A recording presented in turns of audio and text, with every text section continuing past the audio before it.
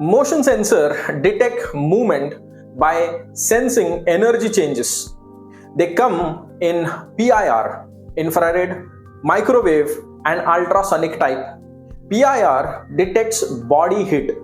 Microwave reflects electromagnetic waves, and ultrasound measures the time delay of sound waves.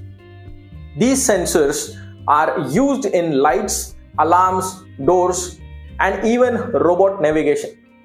Each has different sensitivity, range, and cost. Knowing where and how to use them can supercharge automation and save energy. Curious how smart light works? That's motion sensor in action. Follow now for more breakdowns of smart sensor tech.